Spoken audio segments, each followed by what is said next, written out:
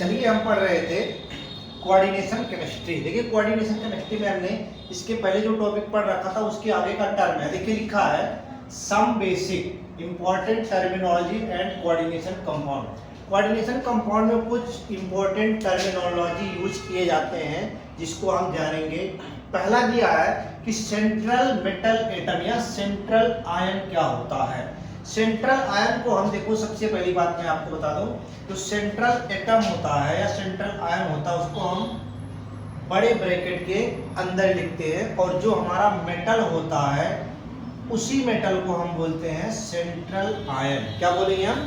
Central ion. देखिए यहाँ लिखा है cation to which one or more neutral molecule or anion directly attach is called central ion. क्या कह रहा है? Is called central ion.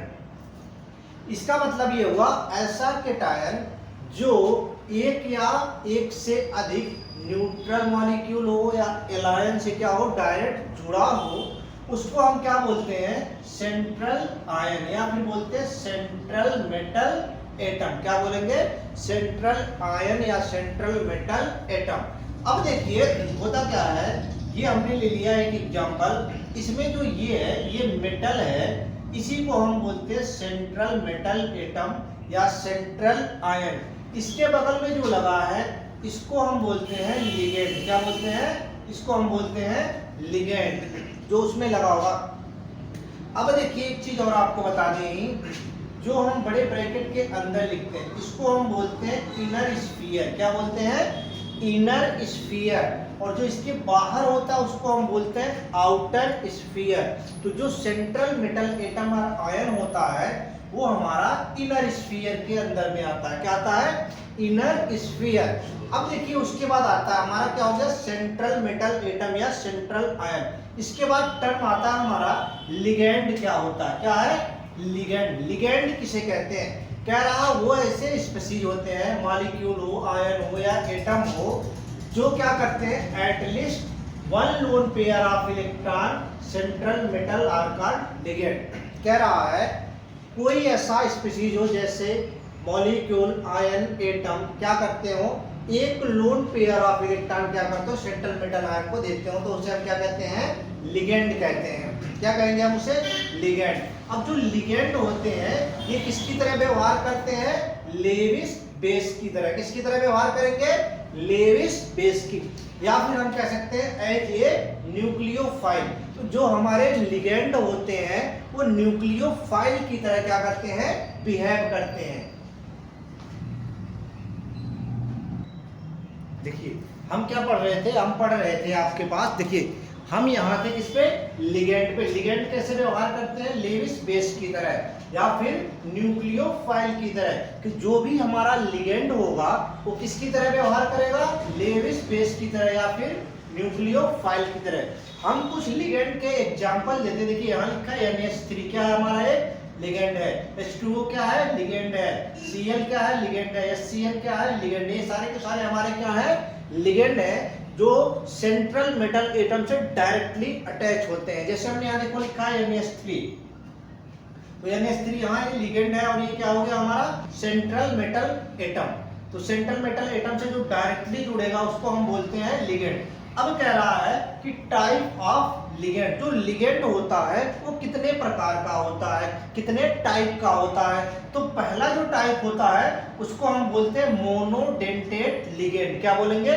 Monodentate ligand या यूनिडेंटेट लिगेंड। दूसरा हमारा होता है बाइडेंटेट लिगेंड। मोनो का मतलब होता है एक, बाई का मतलब होता है दो, पॉली का मतलब होता है दो या दो से अधिक।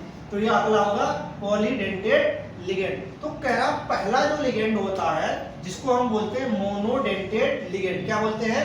Monodentate ligand. इसका काम क्या होता है? एक लोन पेयर ऑफ इलेक्ट्रॉन क्या करेगा? किसी सेंट्रल मेटल एटम को क्या कर देगा? डोनेट कर देगा। अगर डोनेट कितना कर रहा है? एक लोन पेयर ऑफ इलेक्ट्रॉन कर रहा है तो उसको हम बोलेंगे मोनो। अगर डोनेट दो कर रहा है तो उसको हम बोलेंगे बाई या डाई। अगर तीन कर रहा है उसको हम बोलेंगे क्या? पॉली। दो से अधिक होगा उसको हम, इस वाले को भी हम पॉलीडेंटेट लिगेंड बोल सकते हैं। तो पहला है monodentate ligand. Donate one lone pair of electron, क्या कह रहा है, donate one lone pair of electron to central ion, किसी सेंट्रल आयन को अगर दो one lone pair of electron donate करते हो तो उसको हम बोलेंगे मोनोडेंटेट लिगेंड। एग्जांपल के तौर पे हमने ले लिया H2O, NH3, CO, halide, hydrogen को माइनस PY को हम बोलते हैं पीरिडीन, क्या बोलते हैं हम, पीरिडीन। इसके बाद आता है हमारा बाइडेंटेट लिगेंड, क्या है, बाइडेंटेट लिगेंड। यहाँ हम कितने लोन पेयर ऑफ इलेक्ट्रॉन कर रहे थे, 1, यहाँ कितने होंगे, 2 होंगे।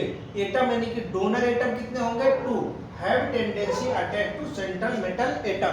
इसमें हो गया हमारा EN को हम बोलते हैं एथिलीन डाइएमीन, क्या बोलते हैं, एथिलीन डाइएमीन। उसके बाद हमारा आ गया ऑक्जेलेट आयन, क्या आ गया, ऑक्जेलेट आयन। उसके बाद हमने लिखा BiPy, बाइपिरिडीन, क्या नाम है इसका, बाइपिरिडीन। अगला हमारा है पॉलीडेंटेट लिगेंड, ये कह रहा मोर देन 2 डोनर एटम, इसमें कितने होने चाहिए, मोर देन 2 डोनर एटम। जैसे हमने उदाहरण के तौर पे ले लिया EDTA का आपका सबसे ज्यादा फुल फॉर्म पूछा जाता है एथिलीन डाइएमीन टेट्रा एसीटेटो, क्या होगा, एथिलीन डाइएमीन टेट्रा एसीटेटो, ये हमारा होता है EDTA का फुल फॉर्म, क्या है, एथिलीन डाइएमीन टेट्रा एसीटेटो।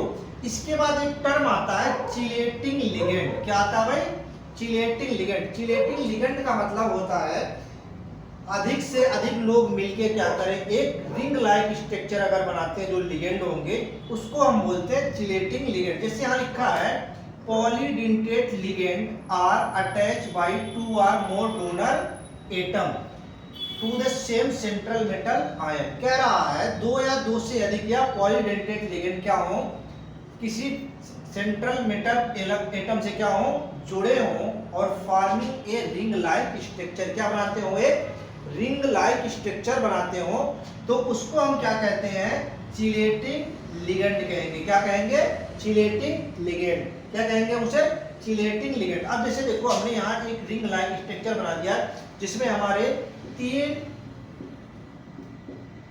ओ है, तो 3 टर्म है, तो देखो ये हो गया हमारा लेस स्टेबल।